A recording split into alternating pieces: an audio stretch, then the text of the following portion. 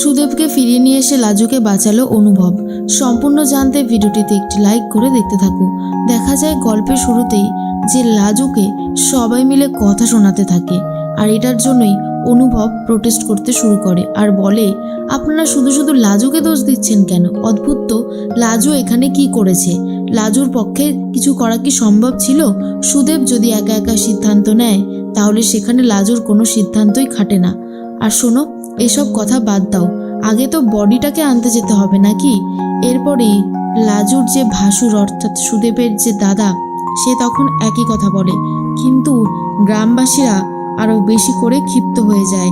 বলে, এই ছেলেটা এখানে এসেছে এইসব করার জন্য, এই সব হবে না, আমরা তোমাকে ছাড়বো না। তারপরেই পুলিশকে ফোন করবে বলে ঠিক করেছে অনুভব। তখন গ্রামবাসী বলে, সব পুলিশের ভয় আমাদের দেখিয়ে কোনো লাভ হবে না। দেখা যায় সেই সময় রীতিমতো ইটপাটকেল মারতে থাকে অনুভবকে, আর অনুভব নিজেকে বাঁচানোর আগে লাজুকে বাঁচানোর চেষ্টা করে। তখনই চলে এসেছে বলরাম আর অনু। ওরা দুজন এসে পুলিশকে ফোন করে দেয়। তখনই পুলিশও চলে আসে আর জিজ্ঞেস করে, কে মেরেছে? কারদের এত বড় সাহস যে নিজের হাতে আইন তুলে নিচ্ছে? অনুভব বলে, স্যার, এই মেয়েটার ওপর এরা অত্যাচার করতে চাইছে, আপনি এদের কাউকে ছাড়বেন না। তখনই পুলিশ জিজ্ঞেস করতেই ভয়ে আর কেউ কোনো মুখ খুলতে পারে না। এরপরেই বলরাম বলে, শোন অনুভব, সব হয়ে গেছে, চল তোকে এখান থেকে আমরা নিয়ে যাব।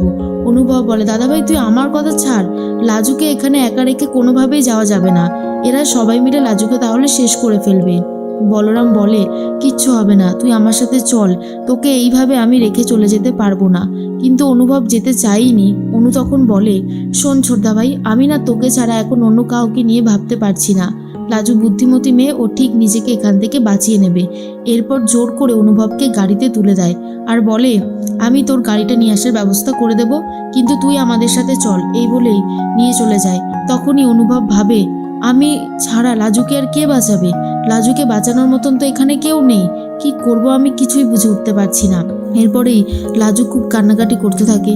আর তখনই দীপা বলে, ছোট বৌদি তুমি এত কান্নাকাটি করো না গো, দেখাই যাক না শেষ পর্যন্ত কি হয়। অন্যদিকে বনলতার ফোনে ফোন ঢুকেছে। ফোন করেছে সুদেব আর বলে, টিচার দিদি, আমার ফোনে নেটওয়ার্ক ছিল না, তাই ফোনটা বন্ধ দেখাচ্ছিল, নেটওয়ার্ক যেখানে আছে সেখানেই এখন এসেছি। বনলতা বলে, শোনো, খুব সাবধান কিন্তু, হ্যাঁ, অলরেডি কিন্তু অশান্তি শুরু হয়ে গেছে, কথাটা ভালো করে মাথার মধ্যে ঢুকিয়ে নাও। সুদেব বলে, জানো আজকে কি হয়েছে?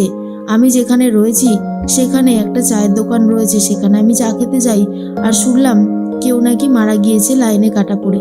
আর তখন আমি জিজ্ঞেস করলাম কে মারা গেছে, ওরা আমার কথা বলছে সুদেব বিশ্বাস নাকি আর বেঁচে নেই, অথচ এই সুদেব বিশ্বাস এখন নিজের পায়ে হেঁটেও বেড়াচ্ছে। আমার যে খুব খারাপ লাগছে, বাড়িতেই খবরটা নিশ্চয়ই চলে গেছে, মা, বাবা, তারপর আমার দাদা, বৌদি, লাজু, সবার কতটা খারাপ অবস্থা হয়েছে।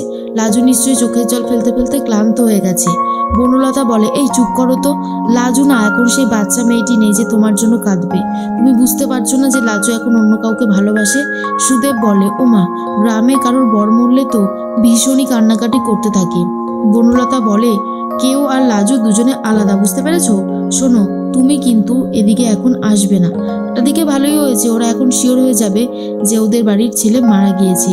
তোমাকে এখন আর কয়েকটা দিন চুপি চুপি থাকতে হবে, অন্তত 7 থেকে 8টা দিন। লাজু ওই বাড়িতে একটু থিতু হয়ে যাক, তারপরেই তুমি ওই বাড়িতে ঢুকবে, তার আগে নয়, বুঝেছো? এরপর সুদেব বলে, আরও 7 থেকে 8টা দিন?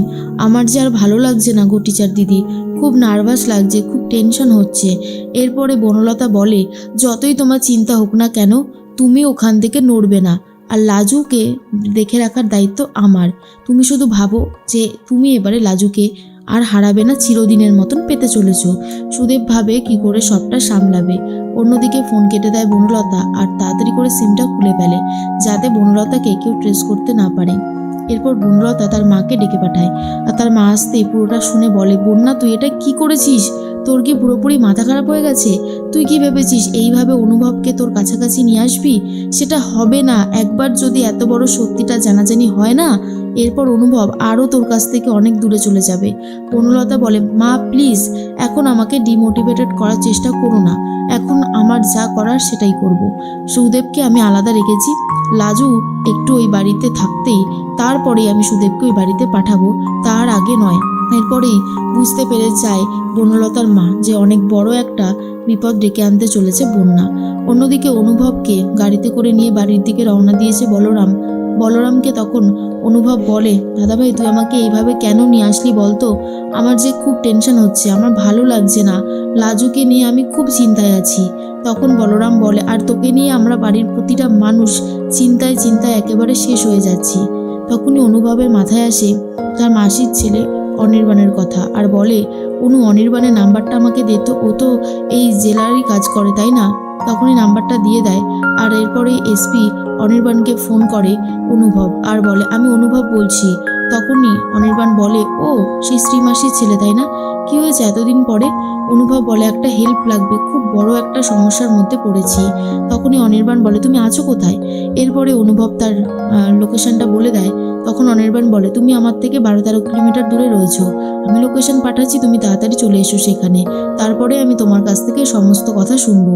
এরপর অনুভব ভাবে, যেভাবেই হোক না কেন সুদেব যদি কোনো চালাকি করে তাকে আগে সামনে নিয়ে আসতে হবে, না হলে লাজুর অবস্থা সব থেকে বেশি খারাপ হয়ে যাবে।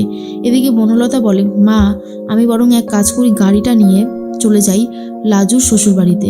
তখনই বনলতার মা বলে, তুই ওই বাড়িতে গিয়ে আবার কি করবি বন্যা? তোর মাথাটা নিশ্চয়ই খারাপ হয়ে গেছে। বন্যা তখন বলে, ওই বাড়িতে গিয়ে আমি সবার মাথার মধ্যে এটাই ঢুকিয়ে দেব যে তারা কোন শর্তে লাজুকে ওই বাড়িতে থাকতে দেবে। দেখোই না শেষ পর্যন্ত কি হয়, সবে তো শুরু হয়ে গেছে, এবারেই আসল খেল হবে। এর মাঝখানে লাজু খুব কান্নাকাটি শুরু করে। লাজু ভাবে অনেকটা সময় হয়ে গেছে, এইভাবে তো চলতে পারে না। তাই দীপাকে বলে, দীপা দিদি ওকে তো আনার ব্যবস্থা করতে হবে, আর কতক্ষণই বা এইভাবে সব কিছু চলবে। তখন দীপা বলে, ছোট বৌদি আমি নিজেও বুঝতে পারছি না তোমাকে কি উত্তর দেব। এদিকে কমলা কাঁদতে কাঁদতে একেবারে অজ্ঞান হয়ে পড়ে গেছে। তাকে রীতিমতো দেখতে সমস্ত গ্রামবাসী চলে আসে। এরপরে শাশুড়ি মা কমলার সাথে কথা বলতে থাকে লাজু, আর বলে, মা তুমি আমাকে অনুমতি দাও, তোমার ছেলেকে নিয়ে আসার ব্যবস্থা করি। আর সেটা শোনার পরেই কমলা ঠাস করে এক সপাটে চড় মারে লাজুকে, যা দেখার পর সবাই খুব রেগে যায়, বিশেষ করে দীপা, তারপরে বড়জা সবাই। আর বলে, এটা আপনি কি করলেন মা? কেন বারবার ওর গায়ে হাত তোলেন? এটা কিন্তু ঠিক হয় না। লাজু বুঝতে পারে এখন কমলার মাথা ঠিক নেই, তাই এসব কিছু করছে। অন্যদিকে বাড়িতে একজন আসে আর বলে, দেখুন তো এটা আপনার হাজবেন্ডের সব কিছু নাকি। কিছু কিছু জিনিস দেখায় সুদেবের পরিচয়পত্র, সেটা দেখার পর বুঝতে পারে সবাই সুদেব আর বেঁচে নেই, সুদেব হয়তো মারাই গেছে। কিন্তু অনুভব বুঝতে পারে এটা একটা চাল, তাই এসপির সাহায্য নিয়ে যেভাবেই হোক না কেন সুদেবকে খুঁজে নিয়ে আসে, যাতে অনুভব বুঝতে পারে লাজুকে অন্তত বাঁচানো যেতে পারে।